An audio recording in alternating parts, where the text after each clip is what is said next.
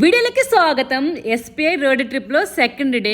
శివరాత్రి జాగారం చేసిన వాళ్ళ లేట్ గా బ్రేక్ఫాస్ట్. ఇంకేముంది, ఈ కాంప్లిమెంటరీ బ్రేక్ఫాస్ట్ ని రోట్లోకి పిండి నెట్టినట్టు తినేసి మళ్ళీ జర్నీ స్టార్ట్ చేస్తున్నాం. 5 గంటల జర్నీ ఉంది హోస్టల్ నుండి. ఈ రైస్ కుక్ చేసి దీన్ని పులిహోరగా మార్చి ఇంటి దగ్గర నుండి పోపు తెచ్చాను. లంచ్ ఈ రెస్ట్ ఏరియా దగ్గర కంప్లీట్ చేసి మళ్ళీ బయలుదేరాం. ఐలాండ్ కనెక్టివిటీ బ్రిడ్జ్ వచ్చేసింది. 15 మినిట్స్ లో వెళ్ళిపోతాం. హాస్టల్లో ఆగడం వల్ల ఏమో జర్నీ కాస్త రిలాక్స్డ్ గా ఉంది. కీచరాళ్ళ అరుస్తారనుకున్న పిల్లలు కామ్ గా ఉన్నారు. He's had fishing.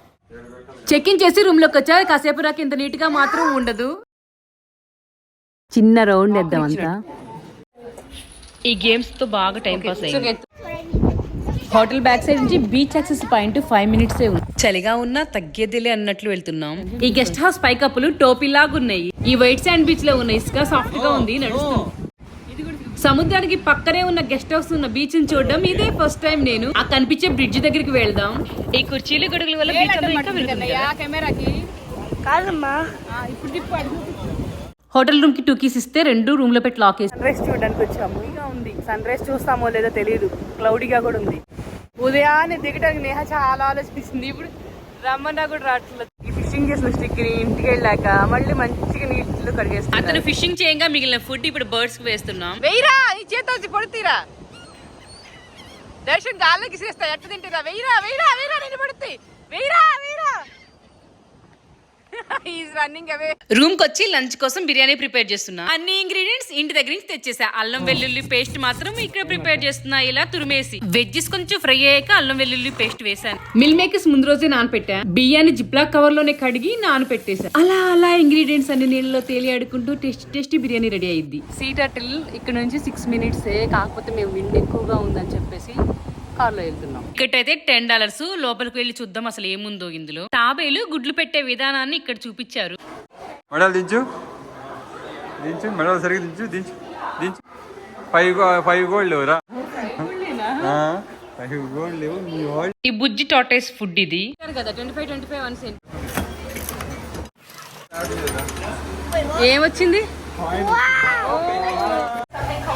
ఈ టార్టైస్ కి కళ్ళు సరిగా కనపడక గ్లాస్ కెళ్ళి గుద్దుకుంటే ఆయ మీద బంప్ వచ్చింది. ఒక కాలు కూడా సరిగా లేదు దీనికి. సముద్రంలో దెబ్బతిని ఒడ్డుకొచ్చిన టార్టైస్ ని వీళ్ళు ప్రొటెక్ట్ చేస్తున్నారు. ఈ డ్రాయింగ్ చాలా టైం తీసుకుంటుంది. కొంచెంసేపు నాకు చూద్దాం అవుట్పుట్.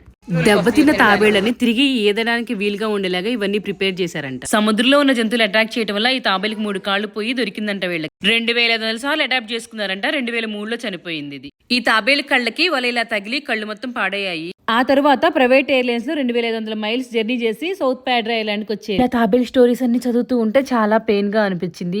పొల్యూషన్ మెల్లగా జంతువుల తర్వాత మనల్ని కూడా అటాక్ చేస్తుంది. ఇందాక తాబేలు డ్రాయింగ్ అవుట్పుట్ ఇది. ఈ బెంచ్ హ్యాండిల్స్ కి తాబేలు చెక్కారు. అందరూ ఫొటోస్ దిగుతున్నారు. ఇక్కడ తిన్నాక ఇండియన్ నేషనల్ ఆక్వా యానిమల్ చూడడానికి వెళ్తున్నాం. డాల్ఫిన్ వాచ్ కి వచ్చాం.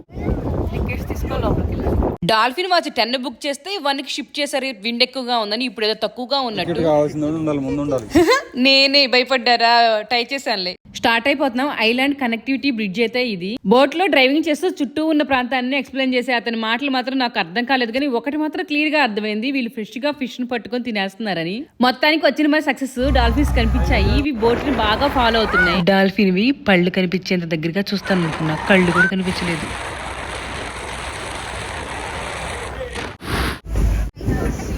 దూరంగా మస్తుగా కనిపించేది ఎలాన్ రాకెట్ లాంచింగ్ సెంటర్. ఈ బీచ్ దగ్గర అందరూ ప్రశాంతంగా కూర్చొని ఫిషింగ్ చేస్తున్నారు.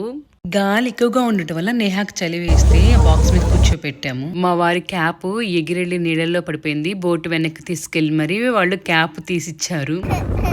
మా బోట్ లో ఉన్న వాళ్ళందరితో పక్క బోట్ వాళ్ళు ఇలా కమ్యూనికేట్ అయ్యారు.